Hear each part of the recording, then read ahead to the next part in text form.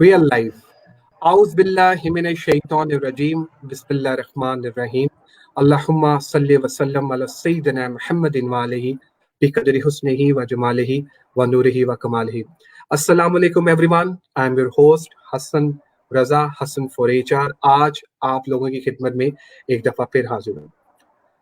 Dear viewers, जैसे कि आपको पता है, मैं हमेशा कोशिश करता हूँ कि पाकिस्तान का जो पॉजिटिव इमेज है वो लोगों को दिखाया, वो दुनिया को दिखाया जाए कि पाकिस्तान जो है वो क्या है। नाजरीन, जैसे कि आपको पता है, मैं हमेशा डिफरेंट गेस्ट के साथ अपने शो में आता हूँ और मेरे डिफरेंट टॉपिक्स होते हैं। मेरी हमेशा कोशिश ये होती है कि उन लोगों को आपके सामने लाया जाए जो कि एक सक्सेस स्टोरी है और जो कि पॉजिटिव इमेज है मेरे प्यारे पाकिस्तान का। हसन फॉर एचआर शो हमेशा से आपकी खिदमत में हाजिर होता रहेगा। लेडीज एंड जेंटलमैन, आज की जो गेस्ट हैं वो बहुत ही इंटरेस्टिंग हैं, बहुत इंपॉर्टेंट हैं और बहुत टैलेंटेड फैशन हैं। इनका नाम है Rumaisa Razzaq Sarohi. Romesa started her career as an energetic teenager who just had a eagerness from very young age to be independent and prove herself in order to change the mainstream negative image of youth. Her journey towards her dream has helped her grow exponentially. It's led towards her curiosity to learn pain and coach goes on. Rumesa बहुत ही talented professional हैं और आज हमारे साथ ये discussion करेंगी बहुत ही important और सेंसिटिव टॉपिक पे। और उस टॉपिक पे आज हम बात करेंगे टर्मिनेशन विद डिग्निटी। रुमैसा ने अपना करियर जो स्टार्ट किया था वो किया था मनरास से business development and CRM trainer. फिर उन्होंने ज्वाइन किया एज ए रिलायंस को इमिग्रेशन एडवाइजर। उसके बाद सर्टिफाइड लाइफ कोच और मोटिवेशनल स्पीकर हैं। अच्छा, रुमैसा को मैंने बहुत सारी शोज में एज ए होस्ट भी देखा है, तो आज रुमैसा हमारे साथ एज ए गेस्ट हैं। तो I am really happy and excited माशाल्लाह कि मेरी बहन आज मेरे साथ है। लेडीज एंड जेंटलमैन, आज का जो टॉपिक है ना, टर्मिनेशन विद डिग्निटी, ये बहुत इंपॉर्टेंट टॉपिक है। हम इस पे भी बात करेंगे, लेकिन जैसे कि आपको मेरे शो का फॉर्मेट पता है कि हम सक्सेस स्टोरीज जरूर डिस्कस करते हैं। और आज हमारे सामने एक और पॉजिटिव इमेज पाकिस्तान का तरक्शा सितारा चमकता हुआ, उनका नाम है रुमैसा। रुमैसा, अस्सलाम वालेकुम। वालेकुम सलाम हसन, बहुत शुक्रिया, thank you so much for this introduction और आपके प्लेटफॉर्म का और आपका बहुत शुक्रिया, thank you so much for inviting. अल्हम्दुलिल्लाह, थैंक यू वेरी मच। अल्लाह ताला का बड़ा करम है कि अल्लाह ताला ने बहुत सारे गेस्ट जो है वो भी आ रहे, रिस्पॉन्स भी बहुत अच्छा मिल रहा है। और आप जैसे लोग जब कोऑपरेट करते हैं तो बहुत खुशी और बहुत अच्छा लगता है। अच्छा रुमैसा, जैसा कि सबसे पहला क्वेश्चन, हम टॉपिक पे भी बात करते हैं, सबसे पहला मेरा क्वेश्चन आपसे ये है रुमैसा कि इंसान की स्ट्रगल उसकी लाइफ में जरूर होती है। तो आपकी लाइफ में जब आपने अपना करियर स्टार्ट किया तो किस किस्म की जो स्ट्रगल्स थी वो आपकी लाइफ में आई? फॉर एग्जांपल, अगर हम बात करें, फीमेल जब करियर स्टार्ट करती हैं तो सबसे पहले जो उन्हें प्रॉब्लम फेस करनी पड़ती है वो घर वालों की तरफ से करनी पड़ती है। घर वाले सपोर्ट नहीं करते हैं। फिर आपको पता है कि हमारी एक मेल डोमिनेंट सोसाइटी है, हम जब बाहर निकलते हैं तो बहुत सारे मर्द हजरात होते हैं। तो आपने जब अपना करियर का स्टार्ट किया तो आपको किस किस्म की मुश्किलात का सामना करना पड़ा? जी Rumaisa, over to you. Thank you so much Hasan. Hasan, सबसे पहले तो मैं चाहूँगी कि मैं आपके प्लेटफॉर्म को अप्रिशिएट करती हुए चलूँ, क्योंकि ये ज़्यादती हो जाएगी अगर आपके प्लेटफॉर्म को अप्रिशिएट हम करके आगे बढ़ जाएं। बड़ा ज़बरदस्त काम कर रहे हैं, मैंने आपके शोज़ देखे भी हैं और मुझे ऐसा लगता है कि देखिए ऑनलाइन जो है वो बड़े सेशंस हो रहे हैं मार्केट में, लेकिन जो क्वालिटी कंटेंट है वो बड़े सिलेक्टिव, ऐसे मयारी कंटेंट के साथ बहुत कम ऑर्गेनाइजेशन जहाँ इंडिविजुअल्स हैं जो लेकर आ रहे हैं। एंड आई थिंक ये बात बिल्कुल भी गलत नहीं होगी कि आप जो हैं अपने प्लेटफॉर्म के थ्रू ऐसा मयारी कंटेंट लेके आ रहे हैं और रियल लाइफ प्रैक्टिकल और रेलेवेंसी और लॉजिकल टॉपिक्स के ऊपर और कंटेंट के ऊपर आप बात करते हैं। तो आई रियली होप कि आप ऐसे हमेशा ये कारवां आपका चलता रहे, आप करते रहेंगे ये चीज़। और now coming back to your question कि आपने कहा कि जिस तरीके से चैलेंजेस की आपने बात करी, so as far as this question is concerned, in my case, तो मैं समझती हूँ कि मेरे शायद चीज़ें थोड़ी डिफरेंट हैं, क्योंकि मेरी फैमिली सपोर्ट बहुत ज़्यादा है और मेरा फैमिली बैकग्राउंड भी ऐसा रहा है कि सब बड़े प्रोफेशनल और आर्ट को वैल्यू करने वाले और प्रोफेशनल फील्ड्स को वैल्यू करने वाले हैं। तो कभी मेरी फैमिली से मुझे कोई भी इस तरह की जो है वो हिंट कभी भी नहीं मिली, या रियलाइजेशन ऐसी किसी तरह की उन्होंने नहीं मुझे कराई कि मैं किसी भी पैमाने पे किसी भी तरीके कार से किसी से भी कम हूँ, और या मुझे कोई पर्टिकुलर इख्तियार नहीं है जो एक बाहैसियत मर्द या किसी भी सोसाइटी के और किसी भी जेंडर को है। तो मुझे हमेशा से घर वालों की पूरी सपोर्ट रही है। मैं अल्हम्दुलिल्लाह, मुझे डिसीजन पावर पूरा रहा है मेरा। चॉइसेस मैंने अपने हिसाब से की हैं, मैंने अपनी, चाहे वो करियर चॉइसेस हों, पर्सनल चॉइसेस हों, जो भी सारी चीज़ें हैं उसका मेरा पूरा मुझे इख्तियार मिला है। तो फैमिली सपोर्ट मुझे 110% मिला है। मेरे भाई भी हैं माशाल्लाह और मेरी बहनें भी हैं, so we are equally treated in our family. तो ये मैं आपको आई थिंक ये बताना बहुत ज़रूरी है कि अभी भी बहुत सारी ऐसी फैमिलीज़ हैं जो औरतों को भी वही मकाम और वो हैसियत दे रही हैं जो उनको मिलनी चाहिए, और वो एक मेल एक मर्द के बराबर आप कह सकते हैं। Wonderful wonderful Rumaisa. अच्छा रुमैसा, एक क्वेश्चन जो मैं कि हर गेस्ट से पूछता हूँ, आपसे भी पूछूंगा, वो क्वेश्चन ये है कि जब आपने अपने करियर का स्टार्ट किया, तो जैसा कि आप बता रही हैं कि अल्हम्दुलिल्लाह आपको मुश्किलात नहीं आई, लेकिन मेरा 15 ईयर्स का वर्किंग एक्सपीरियंस है और बहुत सारी लोगों के मैंने इंटरव्यूज किए हैं। तो अगर मैं पर्टिकुलरली बात करूं तो खवातीन को हमेशा ही थोड़ा सा डिफिकल्ट और टफ टाइम मिलता रहा, लेकिन माशाल्लाह यू आर लकी इनफ।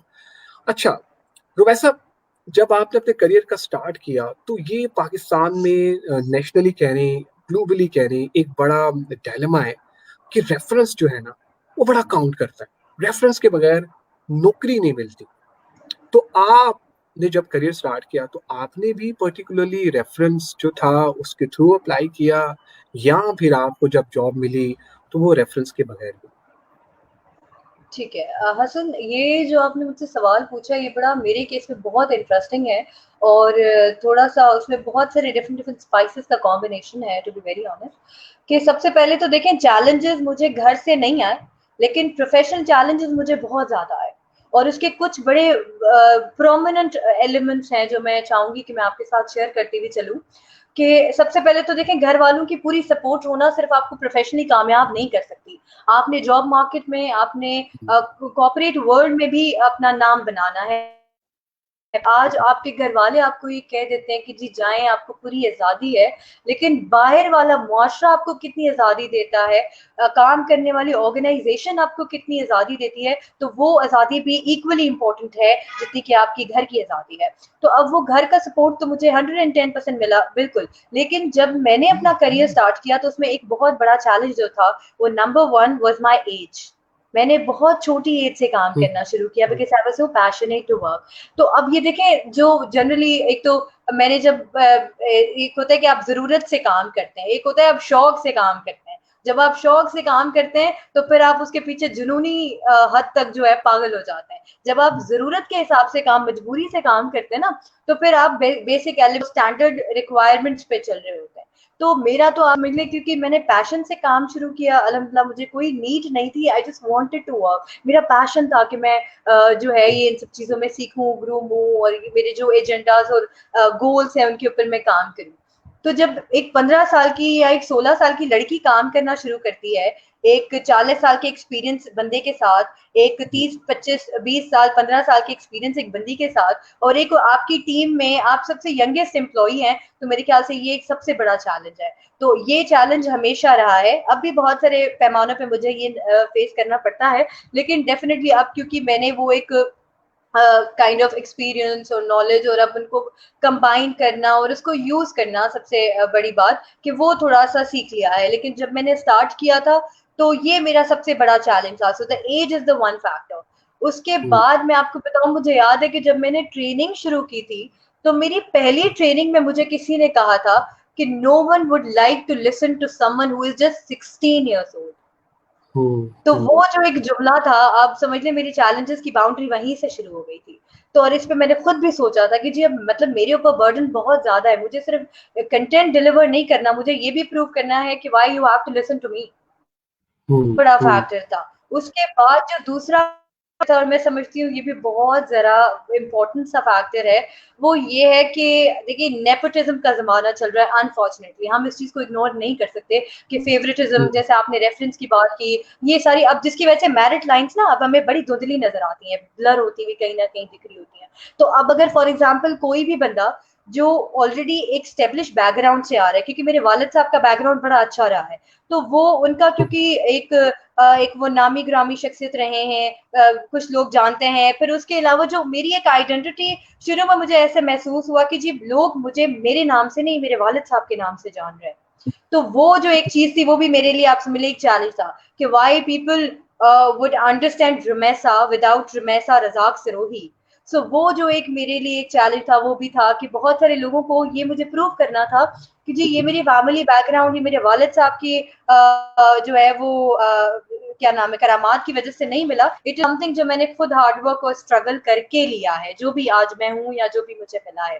फिर उसके अलावा आपने बात की रेफरेंस की, मैं आपसे टू बी वेरी ऑनेस्ट बड़ी जेन्युइनली आपसे ये डिस्कस करूंगी और शेयर करूंगी जो मैंने पहले कहीं नहीं किया, कि फैमिली बैकग्राउंड का जितनी भी जो भी मेरे वालिद साहब ने काम किया है, मेरे घर से जितने भी लोग, मेरे खानदान के जितने भी लोग आज जाने पहचाने जाते हैं, उनमें से किसी का भी आप समझ ले किसी का भी कोई कंट्रीब्यूशन नहीं था except for motivating me and supporting me.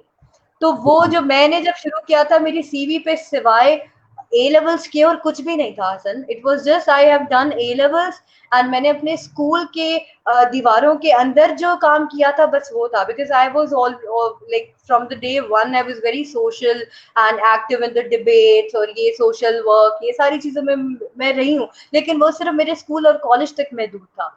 तो मेरी सीवी मैं आज जब फ्रेश ग्रेजुएट्स की सीवी देख रही होती हूँ तो मैं ये समझ रही होती हूँ कि this is not something which is very unique और with them only, it is something which आप और मैं भी इस चीज से गुजरे हैं। बहुत सिंपल सी एक सीवी थी और वो सिर्फ मैंने अपने इंटरव्यू के तहत प्रूव किया था कि जी वाई यू शुड सिलेक्ट मी। तो वो बस वो एक अच्छा मेरा पहलू था, वरना मेरे सीवी में और मेरे एक्सपीरियंस में उस वक्त कुछ भी नहीं था, even I was not even a graduate. Great, wonderful wonderful. अच्छा रुमैसा, अब हम सेशन का आगाज करते हैं, अपने जो हमारा टॉपिक है उसके ऊपर डिस्कशन करते हैं, क्योंकि बहुत सारे क्वेश्चंस है। जब ये मैं सेशन प्लान कर रहा था तो बहुत सारे क्वेश्चंस जो है वो रिसीव होना स्टार्ट हो गए थे, जैसे कि आपने ये बताया। बहुत बहुत शुक्रिया आपका, थैंक यू वेरी मच।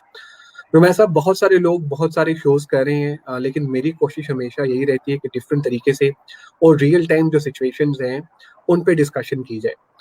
तो जब मैं ये सेशन प्लान कर रहा था तो मुझे बहुत सारे लोगों ने सवालात किए और बहुत सारे सवालात भेजे। आज जो मैं आपसे सवालात पूछने लगा हूँ वो उन्हीं लोगों की तरफ से हैं।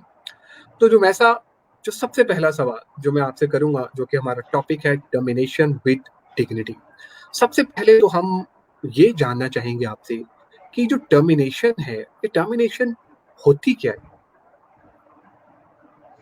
देखिए जब हम टर्मिनेशन की बात करते हैं ना तो सबसे पहले तो हमें ये समझना है कि हम जब इसकी लिटरल मीनिंग के ऊपर जाते हैं तो termination means and, finishing something, concluding something, ending something, किसी भी चीज का अख्ताम करना। ठीक है जी। तो जब आप किसी भी चीज को खत्म कर रहे होते हैं, जब उसको एंड कर रहे होते हैं, जब जो चीज आपने स्टार्ट की होती है एंड देन उसको जब आप एंड कर रहे होते हैं, तो basically this is what the termination है।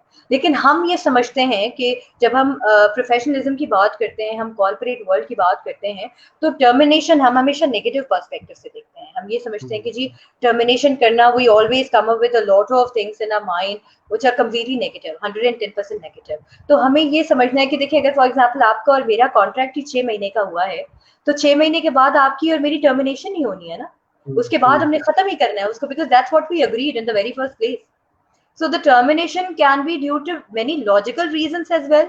Termination can be in many logical scenarios as well. जैसे ये आपका और मेरा एग्रीमेंट का मैंने एग्जांपल दे दिया फॉर एग्जांपल। तो इस तरह के फैक्टर्स होते हैं। अब जहां तक आप बात करते हैं कि टर्मिनेशन को समझने की, तो वो देखें वो सिचुएशन टू सिचुएशन वेरी करता है कि अगर फॉर एग्जांपल उस स्पेसिफिक सिचुएशन में टर्मिनेशन हो रही है तो what are the reasons behind this, तो वो हमें फाइंड आउट करने पड़ते हैं। जबरदस्त पॉइंट। अच्छा रुपैसा, अगला मेरा क्वेश्चन आपसे ये होगा। देखिए सबसे पहले तो आज हमने ये देख लिया, सोच लिया और जान भी लिया कि टर्मिनेशन क्या है। देखिए, मैं अक्सर ये कहता हूँ, मेरा टोटल 15 इयर्स वर्किंग एक्सपीरियंस है in the field of human resource management. सबसे ज़्यादा मुश्किल काम एचआर वालों के लिए होता है जब किसी एम्प्लॉय को टर्मिनेट करना होता है।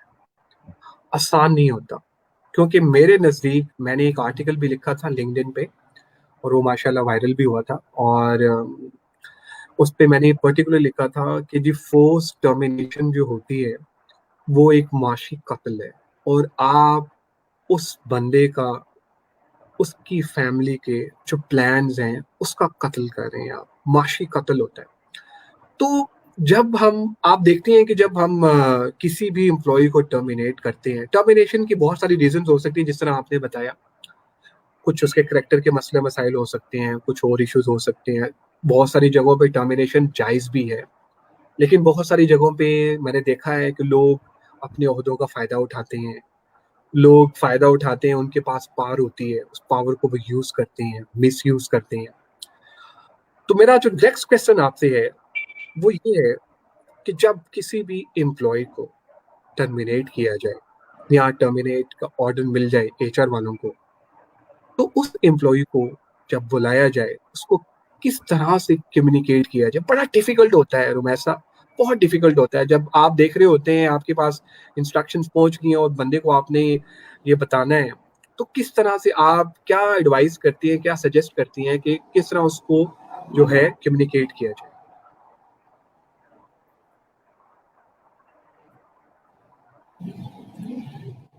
रुमैसा, आपको आवाज आ रही है?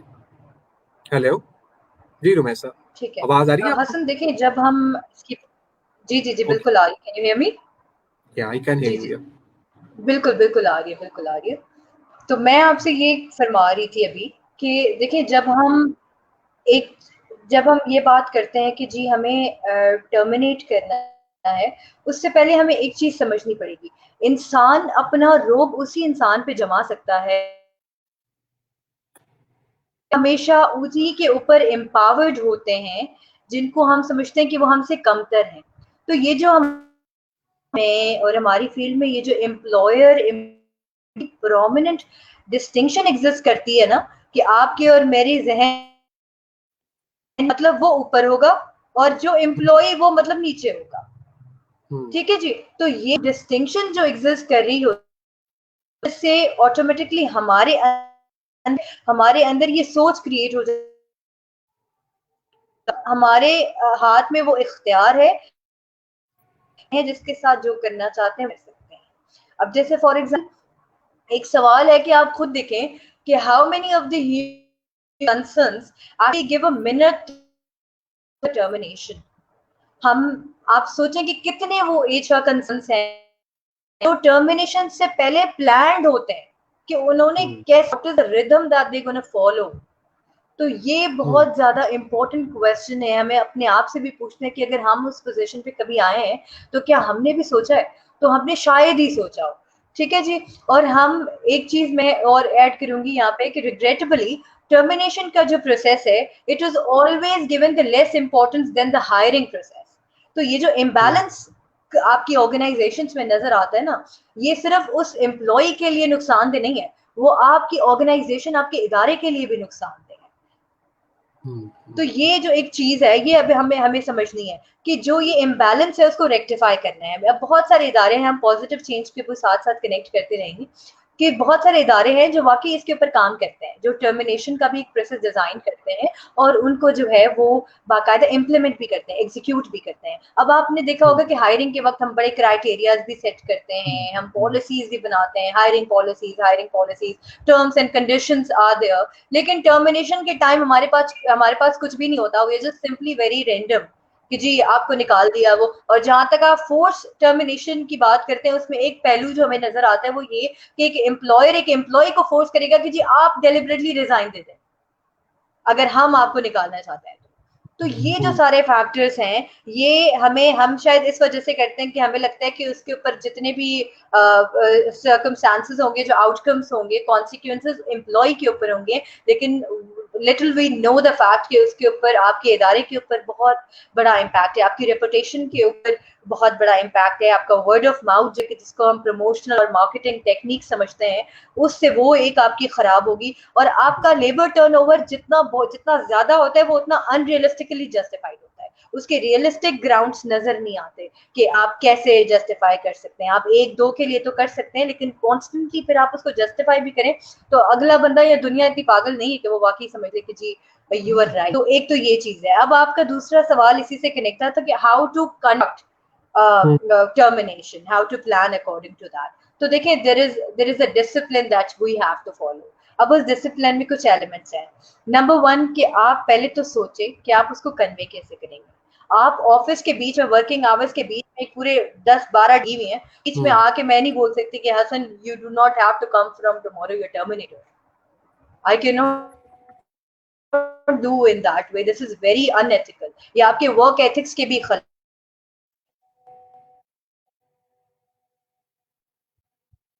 तो खिलाफ है भी, और आपकी मोरालिटी के भी खिलाफ है। तो हमें एक तो उसको बड़ा प्राइवेट रखना है। We have to make it as personalize and private as possible. जितना आप उसको प्राइवेट कॉन्फ्रेंस रूम के अंदर और डेस्क के अंदर कर सकते हैं उतना बेहतर है। जी, Rumaisa, are you with me? I can't hear you properly. Yes. There is a distortion. Yes. Ji, are you Can with you me? hear me now? Rumaisa, आपको आवाज आ रही है? जी Yeah, I जी can बिल्कुल hear आ you. रही है। Yeah, आपको I मेरी can आवाज आ hear रही है? you. अच्छा रुमैसा, अगला जो क्वेश्चन है वो मैं अब थोड़ी सी जी, अब हम थोड़ी सी बात कर लेते हैं एम्प्लॉयर के पॉइंट ऑफ व्यू से। एम्प्लॉयर जो है वो ये कहता है कि हसन, हमने एक बंदे को हायर किया, हायर करने के बाद हमने उसको कहा कि ये तुम्हारे जो हैं वो KPIs है, इसको तुमने फिल कर, ठीक है, कंप्लीट करना है। और अनफॉर्चुनेटली वो बंदा जो है वो नहीं कर पाया। तो अब एम्प्लॉयर कहता है कि क्या मैं उस बंदे को टर्मिनेट कर सकता हूँ? सबसे पहला तो आपने ये बताना है कि क्या मतलब प्रोबेशन के अंदर तो आई थिंक शायद कुछ इस तरह की चीजें होती हैं कि वो कर सकते हैं, लेकिन फॉर एग्जांपल जैसे दूसरी सिचुएशन की अगर हम बात करें, पहले तो प्रोबेशन वाली है, प्रोबेशन में हमें समझ आती है। दूसरी प्रोबेशन ये है कि एक एम्प्लॉय 3 साल 4 साल से काम कर रहा है, लेकिन वो उस तरह से वैल्यू ऐड नहीं कर पा रहा ऑर्गेनाइजेशन में, तो क्या ऑर्गेनाइजेशन उसको टर्मिनेट कर सकती है? ठीक है। देखिए हसन, जहाँ तक हम बात करते हैं कि क्या उस सिनेरियो में जब एक बंदा टारगेट नहीं अचीव कर रहा, क्या हम वहाँ पे टर्मिनेट कर सकते हैं या नहीं, जैसे आपने ये सवाल किया। देखिए सबसे पहले तो हमें ये समझना है कि टर्मिनेट कर सकते हैं, बिल्कुल कर सकते हैं, लेकिन किस तरह कर सकते हैं ये बड़ा इंपॉर्टेंट है। फॉर एग्जाम्पल, अगर आप KPIs नहीं फुलफिल कर पा रहे हैं, आपके टारगेट्स मीट नहीं हो रहे और आप अपनी जॉब डिस्क्रिप्शन के हिसाब से नहीं ट्रैक पे जा रहे हैं, तो देखिए हसन, उसका तरीकेकार ये नहीं है कि मैं एक दिन आपके पास आके बोलूं कि sorry Hassan, you are not able to meet your KPIs, we can not go in that way. ठीक है जी। अब अगर आप कम्युनिकेशन जो है ना, कम्युनिकेशन बहुत जरूरी है। ये आप समझ लें ऑर्गेनाइजेशंस में भी बहुत जरूरी है। हम कितने सारे कम्युनिकेशन टूल्स पढ़ रहे होते हैं। अगर फॉर एग्जांपल मैं शुरू से आपके साथ कम्युनिकेट करती रहूंगी कि व्हाट आर द प्रॉब्लम्स कि जिसकी वजह से KPIs नहीं मीट होते, तो देखें आपका बिजनेस में सिर्फ बिजनेस चलाना इनफ नहीं, आपका एम्पैथिक होना बहुत जरूरी है। आप खुद इस एम्प्लॉय की जगह पे खुद को रख के देखें और आप उनसे कम्युनिकेट करें कि जी what can be the possible causes जिसकी वजह से ये KPIs मीट नहीं हो रहे। जब आप वो कम्युनिकेट करेंगे तो साथ साथ आप जो है बड़ी पोलाइटली, स्मूथली और डिसेंसी के साथ ये भी कम्युनिकेट कर सकते हैं कि जी ये सही नहीं जा रहा है। क्यों? Because the organisation is being affected. तो जब एम्प्लॉय को ये फील होगा कि जी यहाँ पे सिर्फ मैं स्टेक पे नहीं हूँ, यहाँ पे ऑर्गेनाइजेशन का भी नुकसान हो रहा है, तो वो खुद ही ये रियलाइज करने लग जाएगा कि जी मेरी पोजीशन क्या जस्टिफाइड है, क्या मैं अपना काम जस्टिफाइड कर रहा हूँ या नहीं कर रहा हूँ। फिर वो जिन भी वजूहत की वजह से आपका वो टारगेट नहीं मीट हो रहा, वो situation to situation definitely vary करेगा। तो जब हम कम्युनिकेट करेंगे तो अगर 2 महीने बाद, 3 महीने बाद और इवन लेट्स से 6 मंथ्स बाद मैं टर्मिनेशन की भी बात आपके साथ कम्युनिकेट करूंगी, तो वो तो पहले आप बड़ा एज अ डिस्कशन और कॉन्वर्सेशनल मोड में लोगे। आप वो अपना एक एकदम से बम्बार्ड किस्म का एक टर्मिनेशन नहीं समझेंगे। जैसे आपके साथ एक कम्युनिकेट किया जाता है, वैसे ही आप एक कम्युनिकेशन की एक एपिसोड समझेंगे और फिर आप mutually win win situation create करके टर्मिनेशन कर भी सकते हैं। बिकॉज देखिए, हम ऑर्गेनाइजेशन की रियलिटीज भी इग्नोर नहीं कर सकते। अगर आप केपीआईज नहीं मीट कर रहे तो कहीं ना कहीं ऑर्गेनाइजेशन बहुत सफर कर रही होगी, and we can not deny this thing. तो ये तो एक दूसरा पहलू है। दूसरा ये है कि देखिए, हमें एम्प्लॉय को फील करना है, एम्पथाइज करना है, उसके ऊपर बड़ा एम्पथिक होना है। अगर फॉर एग्जाम्पल आपको टर्मिनेट, तो आप उनको अश्योरिटी दें कि जी आप जो है उनको रिकमेंडेशन लेटर देंगे। आप उनको अश्योरिटी दें कि जी उनके जितने भी ड्यूज हैं, या अगर कोई टर्मिनेशन फीस अगर आपने रखी हुई है additionally, so that is a cherry on top, कि अगर आप देन अगेन वो उनको और कंसोल करने में मदद देगा। उसके बड़ा बिहेवियरल बनाए कि उसकी मेंटल और फिजिकल कंडीशन हार्श नहीं साउंड करें। Wonderful wonderful.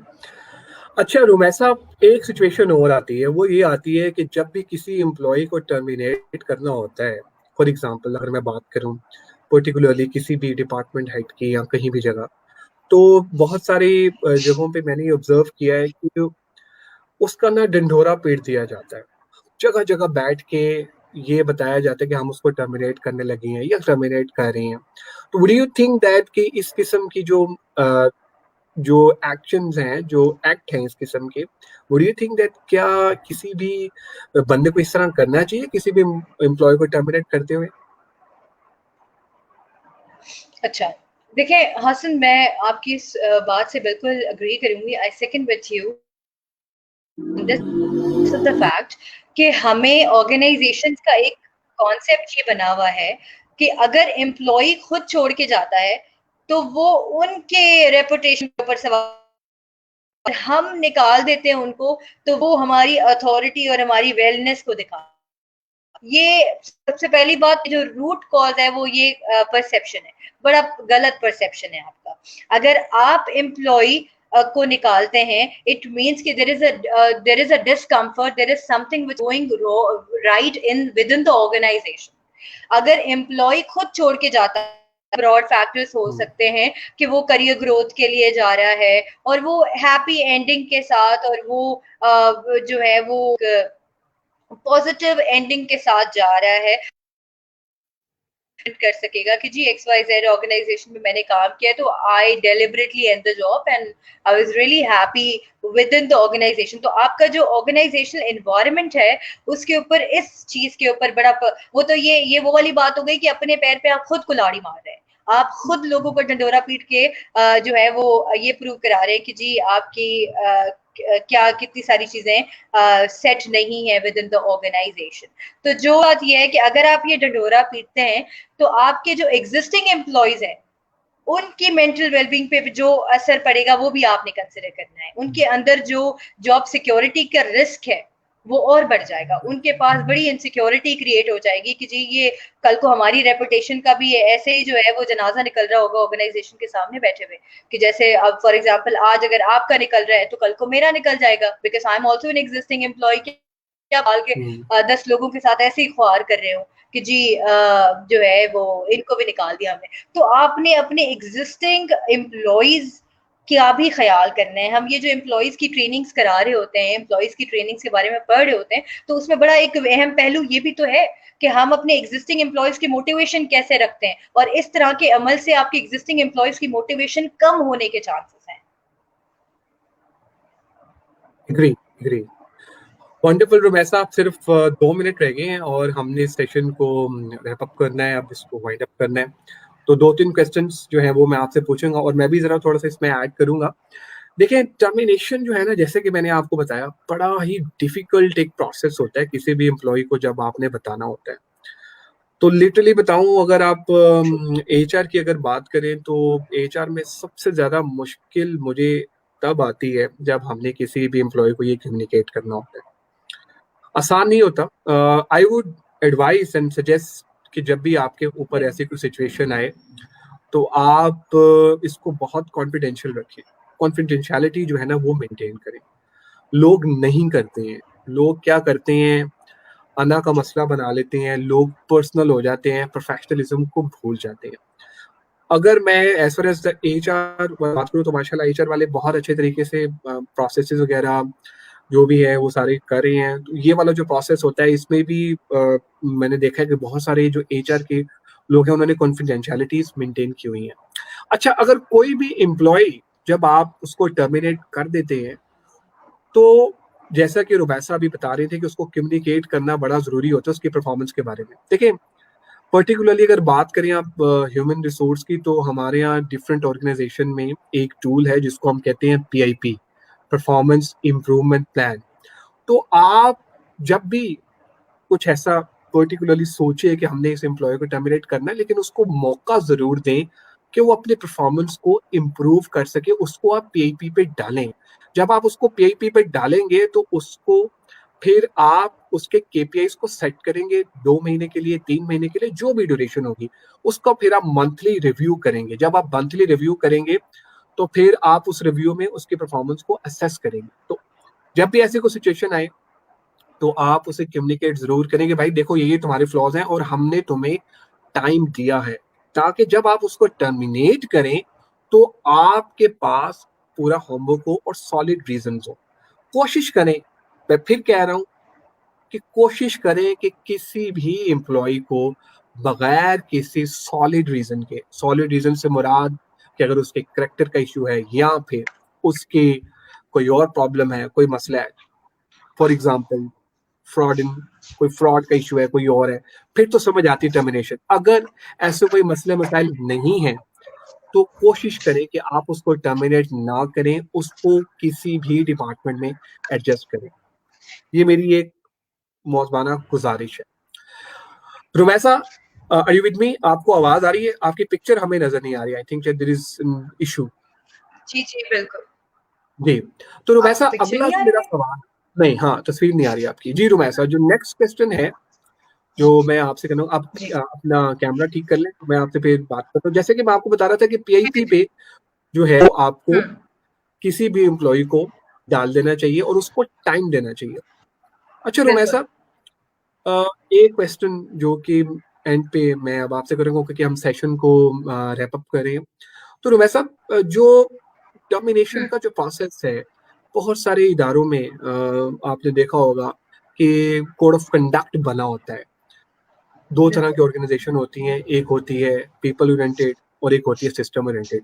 अगर हम पर्टिकुलरली बात कर ले पीपल ओरिएंटेड की, तो वहां तो टर्मिनेशन इस तरह से होती है कि यार इसने मुझे सलाम नहीं किया, या ये मेरे सामने से गुजर गया है, या इस तरह है तो इसको निकाल दो। तो आप क्या एडवाइस करती हैं पर्टिकुलरली अनस्ट्रक्चर्ड ऑर्गेनाइजेशन जो पीपल ओरिएंटेड है उनको, कि वहां पे जो टर्मिनेशन का जो प्रोसेस है, जहां पर कोई पॉलिसीज प्रोसीजर नहीं है और सिर्फ ये कहा जाता है कि जी के इसको निकाल दें, और फिर निकाल दिया जाता है, तो वहां पर आप क्या एडवाइस करती हैं कि किस किस्म के मेजर्स और स्टेप लेने चाहिए ताकि इस किस्म की सिचुएशन जो है वो उसको अच्छे तरीके से उनका सामना किया जाए? जी, ओवर टू यू रुमैसा। जी।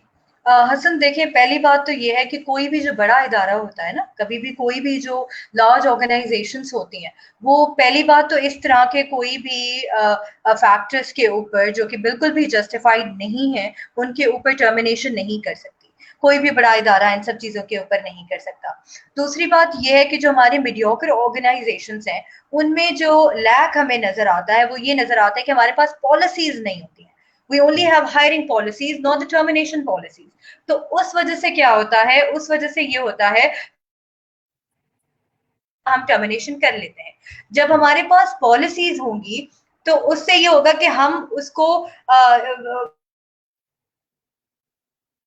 हम पॉलिसीज के अकॉर्डिंगली जा रहे हैं या नहीं जा रहे। जैसे अगर फॉर पॉलिसीज में ऐसा कोई रीजन है कि मैं इस रीजन बहुत ज्यादा जरूरी है। और दूसरी बात यह है कि देखें, अगर इस सारे फैक्टर्स के ऊपर हम जो है टर्मिनेशन करने लग जाएंगे तो के खिलाफ लॉ सूट्स भी बढ़ जाएंगे। द रीजन हमारे यहाँ पाकिस्तान में तो फिर भी ये है कि जी employees are not even aware about their rights. उनके उनको अपने राइट्स का पता ही नहीं होता कि वो कब टर्मिनेट हो सकते हैं, कब नहीं हो सकते, when they can fight for their rights and when they can not. तो पहली बात तो यह है कि अगर इस तरह के फैक्टर्स के अगर ऊपर हम टर्मिनेट करेंगे तो हमारे लिए लॉ सूट्स बहुत ज्यादा क्रिएट हो जाए। क्लियर कट कॉन्फ्लिक्ट्स को बढ़ा दे रहे हैं, तो हमें पॉलिसीज बनानी है, हमने उनको अडेयर करना है। प्लस हमें चाहिए कि देखें कभी भी कोई भी जूनियर ऑर्गेनाइजेशन ना करे। हमेशा आपका sound person with a certain authority and the conduct in the organisation दिया जाए, को डिस्कस किया जाए मैनेजमेंट के साथ कि जी क्या हमें ये लगता है कि this is a justified in this scenario. Great Rumaisa, great, wonderful. Rumaisa, बहुत बहुत शुक्रिया आपका कि आज आपने हमें टाइम दिया और बहुत अच्छी बातें आपने हमसे की, और रियल टाइम सिचुएशंस जो हैं वो आपने हमें बताई कि किस तरह से टर्मिनेशन जो है वो हैंडल करनी है। अगर किसी पे कोई टाइम आ जाए वो किस तरह से हैंडल करे, और किसी को टर्मिनेट करना पड़ा किसी भी एम्प्लॉय को तो वो किस तरह से उसको टर्मिनेट कर सकता है। बहुत बहुत शुक्रिया रुमैसा। मैं आई वुड रिक्वेस्ट कि अगर आप हमें फ्यूचर में भी थोड़ा सा टाइम देते रहें। आई नो आप बहुत बिजी हैं यू, और आपके काफ़ी सेशंस माशाल्लाह मैंने देखे हैं, अल्हम्दुलिल्लाह आप होस्ट भी करती हैं और डिफरेंट जगहों पे जाके आप प्रेजेंट भी करती हैं। Thank you very much Rumaisa. और अपने फॉलोअर्स का जो फेसबुक पे और यूट्यूब पे और लिंक्डइन पे जो मुझे देख रहे हैं उन सब का भी बहुत बहुत शुक्रिया कि आज उन्होंने एक दफ़ा फिर हसन फॉर एचआर के शो को देखा। और इंशाल्लाह ताला मैं मंडे को एक नए शो, नए गेस्ट और नए टॉपिक के साथ दोबारा आपकी खिदमत में हाजिर होऊंगा। और इस दफ़ा जो हमारे मंडे को गेस्ट होंगे उनका नाम है सलीम गौरी। और सलीम गौरी जो हैं वो सीईओ और फाउंडर हैं नेटसोल टेक्नोलॉजी के। इंशाल्लाह ताला मंडे को नए शो, नए टॉपिक और नए गेस्ट के साथ दोबारा आपसे मुलाकात होगी। और एंड में मैं आपको ये कहूँगा कि जश्न आज़ादी आपको बहुत बहुत मुबारक हो। अल्लाह ताला आपको खुश और आबाद रखे। पाकिस्तान जिंदाबाद। Thank you very much.